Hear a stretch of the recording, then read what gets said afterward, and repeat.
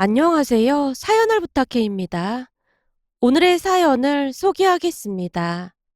어느 날 병원에 갔다가 집에 돌아가던 중 시어머님께 전화가 걸려왔습니다. 예, 너 혹시 지금 병원이니? 아니요. 지금 막 나와서 집에 가고 있어요. 그래?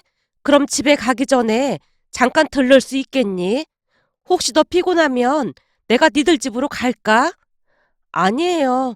제가 잠깐 들를게요.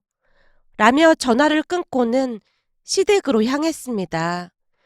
시댁에 들어서자마자 시어머님이 기다렸다는 듯이 제 손을 덥석 잡았어요. 요즘 병간 와느라 고생이 많지? 아니에요. 저만 하는 것도 아닌걸요, 뭐. 아무리 그래도 마제가 신경도 제일 많이 쓰이고 그런 거 아니겠니? 내가 밥 준비해놨는데 같이 먹자. 어머님도 힘드실 텐데 뭐하러 그러셨어요? 미안한 마음이 들어 제가 고개를 푹 숙이고 말았습니다.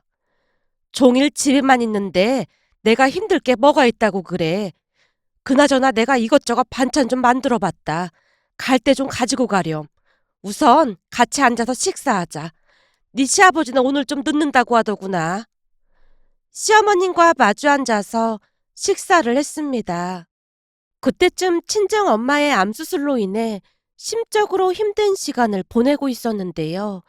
시어머님이 이것저것 챙겨주셔서 감사한 마음뿐이었습니다. 그날도 식탁을 보니 제가 좋아하는 반찬들이 가득했기에 가슴 한켠이 먹먹해졌는데요. 순간 복잡한 심경이 들어 제가 눈물을 떨구고 말았습니다.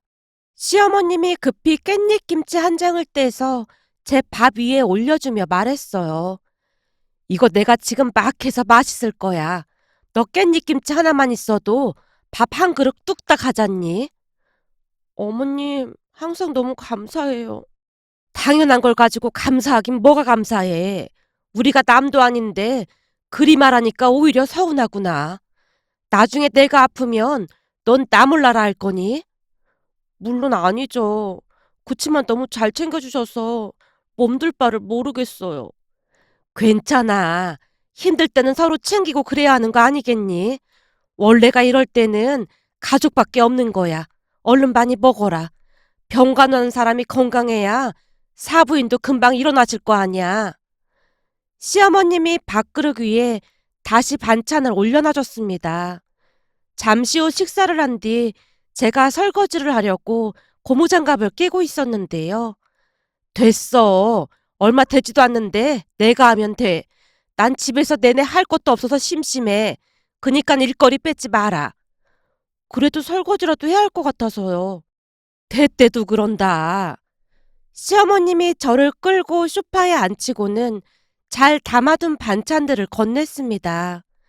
이건 가져다가 냉장고에 잘 넣어두고, 그리고 이건 내가 고민하다가 조금 넣어봤다. 이게 뭐예요? 그냥 얼마 되진 않지만 사부인 맛있는 거 사드리라고. 내가 들어보니 암수술하고 나면 입맛이 없어서 힘들다고 하더구나. 네가 입맛 땡기는 걸로다가 잘 챙겨드려라. 어머님, 이렇게까지 안 하셔도 됩니다. 진짜 괜찮아요. 예, 그냥 넣어둬라. 사실 내가 고민 많이 했어. 그 병원비 말이다. 내가 듣자하니 사부인이 들어놓은 보험도 없다고 하시던데 이걸로 그 병원비 보태라. 아니에요, 어머님. 병원비 낼 돈은 있어요. 형민이가 돈 주는 것도 잘 받아서 병원비하고 이건 비상금으로 가지고 있어라. 중간중간에 돈 필요할 때마다 형민이한테 말하기 좀 미안할 거 아니야. 내가 주는 돈은 형민이한텐 절대 말하지 말고. 네? 왜 말을 하지 말라는 거예요? 아무리 남편이라고 해도 일일이 돈 달라고 하면 치사하잖니. 그니까 그냥 네가 가지고 있다가 요긴하게 쓰라 그 말이야. 난 그것 말고도 돈 많으니까 아무 걱정하지 말고. 그리고 다시 한번 말하지만 이건 너랑 나랑 둘만의 비밀이다. 사실 난 네가 내 딸보다 더 딸 같아서 그러는 거야. 수빈이 그건 내가 낳은 딸이지만 하는 짓마다 다 마음에 안 든단 말이야. 근데 넌 내 배 아파 낳은 수빈이보다 말도 더 잘 통하고 너랑 있으면 마음이 편해. 그니까 너무 그렇게 냉정하게 선 긋지 마라. 그럼 나 서운해서 삐칠 거니까. 친정엄마가 주는 돈이다. 그리 생각해. 알겠어요, 어머님. 정말 감사합니다. 시어머님 말에 제 눈에서 눈물이 뚝뚝 떨어지고 있었는데요. 평소에도 시어머님은 제게 참 잘해주곤 했습니다. 결혼 전 인사를 왔을 때도 남편에 비해 학벌이나 모든 것이 많이 부족했지만 어쩜 이렇게나 참한 사람을 데리고 왔어. 우리 앞으로 잘 지내보자꾸나. 라며 저를 예쁘게만 봐주셨어요. 저 또한 그런 시어머님이 고마워서 항상 잘하려고 노력하곤 했습니다. 우리 친정은 시댁에 비해 형편이 좋지 않은 편입니다. 엄마 홀로 우리 남매를 키워냈기에 고생을 참 많이 했거든요. 그러다 보니 경제적인 상황도 좋지 않았는데요. 우리가 결혼하고 얼마 뒤 암까지 걸리는 바람에 하던 일도 다 그만둔 채 엄마 병간호를 하고 있었습니다. 아마도 그런 부분이 마음에 걸렸던 모양으로 시어머님의 시댁 가족들 몰래 제게 돈 봉투를 건넸습니다. 시어머님 말씀으로는 아무리 남편이라고 해도 가끔은 눈치가 보일 수도 있다는 말까지 했으니까요. 결국 제가 돈 봉투와 반찬을 받아들고 집으로 돌아왔는데요. 감사한 마음에 시어머님께 더욱더 잘해야겠다는 생각뿐이었습니다. 그 뒤에 엄마는 암을 이겨냈고 완치 판정을 받았습니다. 그러던 어느 명절에 제가 시어머님께 봉투 하나를 드리며 말했어요. 어머님, 저 다시 취직했잖아요. 이번에는 제가 어머님 용돈 드리고 싶어서 가지고 왔어요. 뭐 한다고 이런 걸 가지고 왔어. 괜찮으니까 넣어둬. 아니에요. 어머니께서 엄마 병원비도 도와주셨는데 저도 앞으로 어머니께 효도하면서 살고 싶단 말이에요. 제가 시어머님 주머니에 돈 봉투를 넣고 있었는데요. 마침 주방에 있던 시누이가 그 말을 들었던 모양으로 놀라서 물었어요. 뭐야, 이게 무슨 소리야? 엄마가 올케 언니네 친정엄마 병원비 내줬단 말이야? 넌 올케 언니네 친정엄마가 뭐야? 사돈 어르신이라고 해야지. 어쩜 몇 번이나 알려줘도 말귀를 못 알아먹어. 지금 그게 중요한 게 아니잖아. 엄마가 올케 언니한테 돈 줬냐고 묻는 거잖아. 넌 몰라도 되니까 상관할 거 없어. 시어머님이 딱 잘라서 말을 하고는 시누이를 피하는 모습이었어요. 하지만 평소 집요하기로 유명한 시누이가 그냥 넘어갈 리 만무했습니다. 엄마, 내가 묻고 있잖아. 왜 피하는 거야? 내가 피하긴 뭘 피했다고 그래. 시끄러우니까 조용히 해. 엄마 진짜 너무한 거 아니야? 내가 엄마 딸인데 어쩜 이럴 수가 있어? 내가 뭘 어쨌다고 이 난리를 피워대고 있어. 조용하지 못해? 엄마, 전에 내가 돈 없다고 돈 좀 빌려달라고 할 때는 없다고 딱 잡아댔잖아. 근데 어떻게 이럴 수가 있어? 나 엄마 친딸 맞는 거야? 엄마한테는 내가 올케 언니보다 못한 사람이야? 시누이가 집안이 떠내려가라 소리를 질러대다가는 집을 뛰쳐나갔습니다. 그 모습에 시어머님이 시누이가 나간 곳을 노려보며 말을 했어요. 어쩜 저렇게 싸가지가 없을까? 우리 집안에 저런 모질이가 어찌 나왔는지 몰라. 얘, 넌 신경 쓰지 마라. 내 말 무슨 말인지 알겠지? 저 모질이는 신경 쓸 거 하나 없어. 시어머님의 말에 제가 말없이 고개만 끄덕이고 있었는데요. 시아버님과 남편, 그리고 도련님이 영문을 모르겠다는 듯이 눈치만 보고 있었기에 마치 죄인이 된 듯한 그런 기분이었습니다. 그 뒤 시누이가 우리 집에 찾아와서 제게 따져 물었습니다. 언니, 혹시 엄마가 그때 돈 언제 준 거예요? 아, 그게 엄마 수술하고 며칠 있다가 주셨어요. 그래요? 진짜 어이가 없어서 말이 안 나오네요. 사실 저도 그때쯤 엄마한테 돈을 좀 빌려달라고 했었거든요. 근데 엄마가 딱 잘라서 거절하더라고요. 시누이가 잔뜩 화가 난 목소리로 제게 쏘아붙이고 있었습니다. 근데 엄마가 얼마 주신 거예요? 저기 그게 어머님이 절대 말하지 말라고 했어요. 다 알게 된 마당에 그런 말을 하는 것 자체가 웃긴 거 아니에요? 이제 보니 언니 진짜 보통 불려시가 아니네요. 네? 그게 무슨 말이에요? 그렇잖아요. 겉으로는 착한 척하면서 속으로는 다른 꿍꿍이가 있는 거잖아요. 아가씨, 말이 너무 심한 거 아니에요? 꿍꿍이라니요. 그니까 왜 말을 못하냐고요. 우리 엄마한테 얼마 받았어요. 신우이가 저를 몰아붙이고 있었기에 제가 기어들어가는 목소리로 대답을 했습니다. 500만 원 주셨어요. 뭐라고요? 500만 원이요? 진짜 너무하네. 나한테는 100만 원도 없다고 잡아떼놓고는. 신우이가 분하다는 듯이 방방 뛰고 있었습니다. 그러다가는 다시 입을 열었어요. 언니는 진짜 양심이 너무 없네요. 네? 그게 무슨 말이에요? 그렇잖아요. 사실 결혼할 때 오빠에 비해 언니가 부족하다는 건 세상이 다는 사실이었잖아요. 홀어머니의 돈도 별로 없고 그렇다고 학벌이 좋은 것도 아니었고 우리 쪽에서 반대를 해도 이상할 거 하나 없었잖아요. 그런데도 불구하고 우리 부모님이 결혼을 허락했던 건데 어쩜 엄마가 돈을 준다고 그걸 럽적 받을 수가 있어요? 사람이 얼마나 양심이 없으면 그럴 수가 있느냐 그 말이에요. 원래부터 말을 함부로 하는 사람인지라 딱히 신경 쓰지 않으려 애쓰고 있었는데요. 신우이가 계속해서 말도 안 되는 소리를 하고 있었어요. 아가씨, 죄송한데 말이 좀 심한 것 같네요. 심하긴 뭐가 심해요. 학벌이 안 좋으니까 회사도 그런 코딱지만한 회사에 다니고 있고 대체 뭐 하나 잘난 게 없잖아요? 그런데 그 와중에 친정엄마 병원비까지 뜯어갈 생각을 해요? 아가씨가 화난 건 알겠지만 말을 좀 가려서 해주세요. 한 번만 더 그런 식으로 말하면 저도 더 이상 참지만 않을 겁니다. 제가 정색까지 한 채 말하고 있었기에 신우이가 잠시 주춤하다가는 집으로 돌아갔습니다.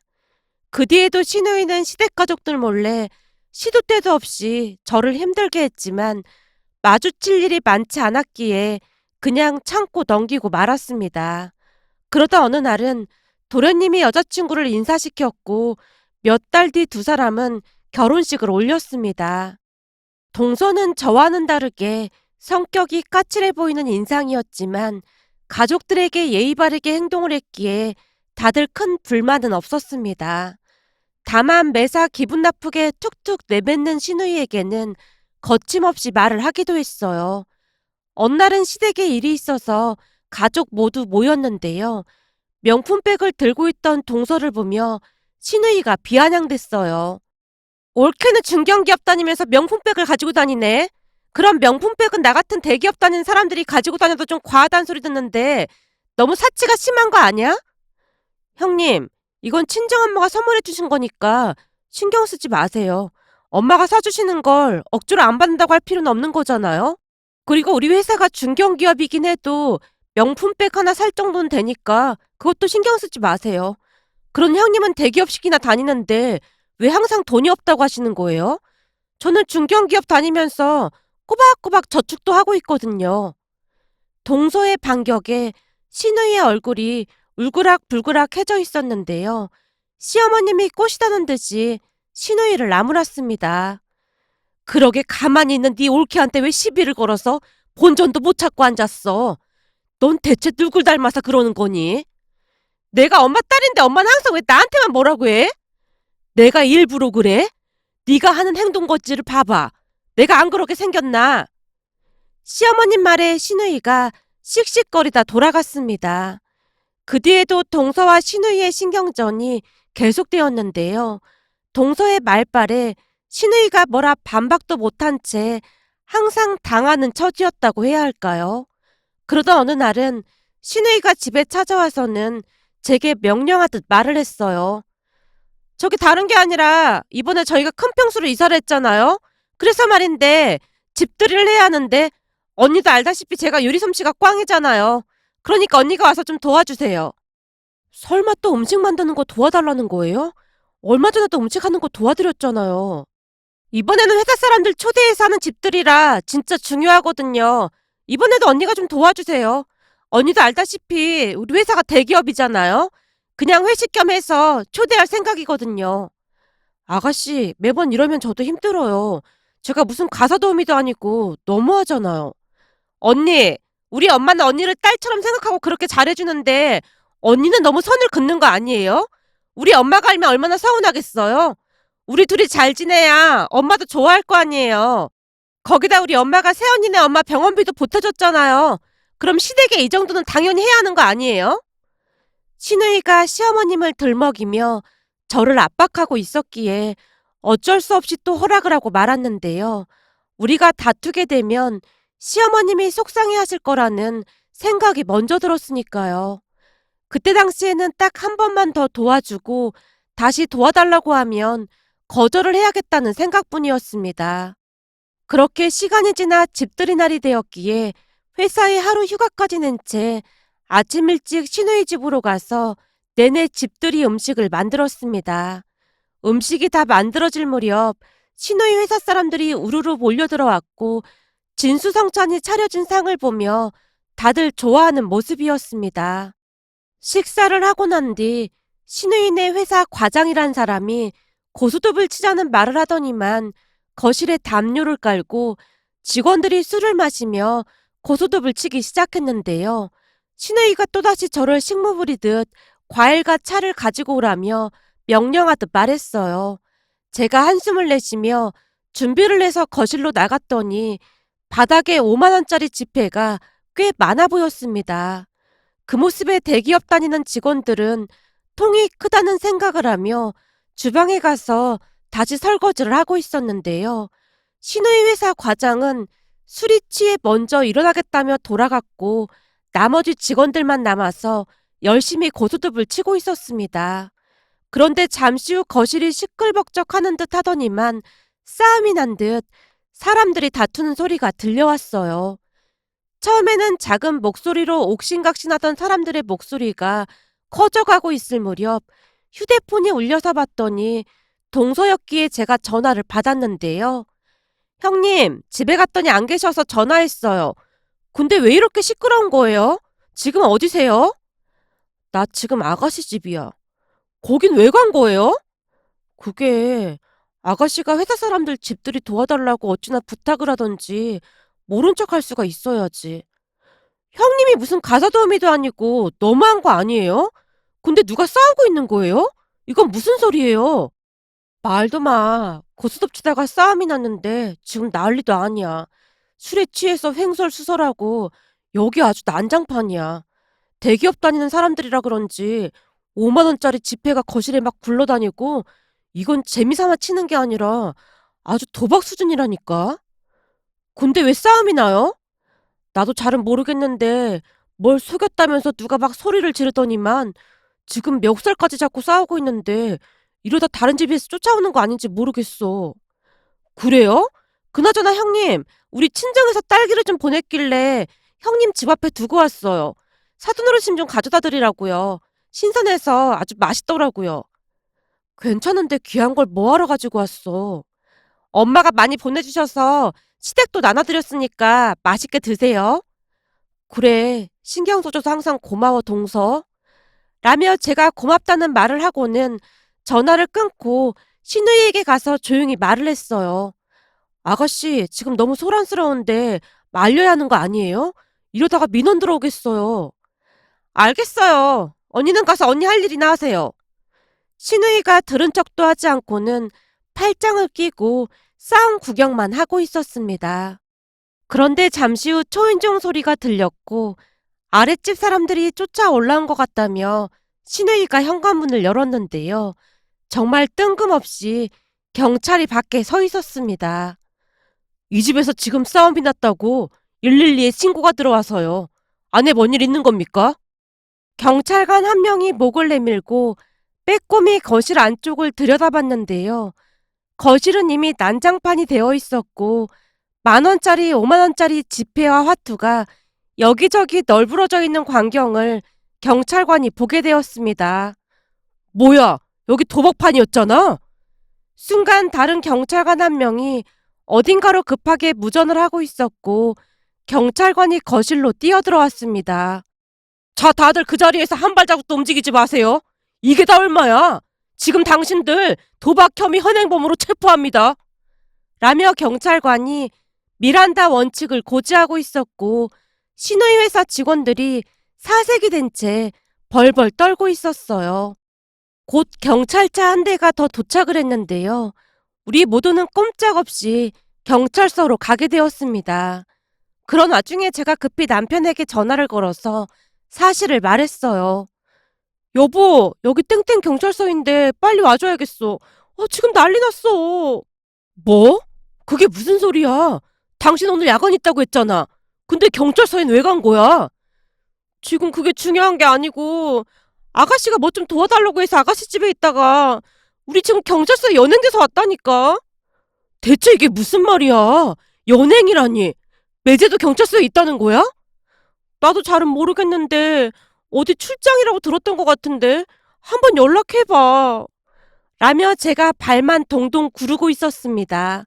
그 뒤 남편뿐만 아니라 시부모님도 경찰서로 왔고 한마디로 집안이 발칵 뒤집어지고 말았습니다. 거기다 저를 불러다 식무 부리듯 시켜먹은 게 다 밝혀졌기에 경찰서에 도착한 시어머님이 시누이의 등짝을 있는 대로 날렸어요. 이런 정신 나간 것이 어딨어 그래? 네가 뭔데 새언니를 부려먹어? 그냥 요리 좀 시킨 걸 가지고 왜 그래? 그리고 지금 그게 문제가 아니라 우리 어떡하지? 이게 그래도 정신을 못 차렸네. 너 이제 집에 발도 들이지 마. 어디 할 짓이 없어서 그따위 짓을 하고 앉았어. 시아버님조차도 시누이를 몰아붙였습니다. 그렇게 어찌어찌 시누이와 저는 경찰서에서 나올 수 있었는데요. 시누이네 회사 직원 가족들도 경찰서로 쫓아와서 난리도 아니었습니다. 결국 시누이는 시부모님에 의해 본가에 출입 금지 명령이 내려졌습니다. 시부모님이 연락도 받지 않고 만나주지도 않았으니까요.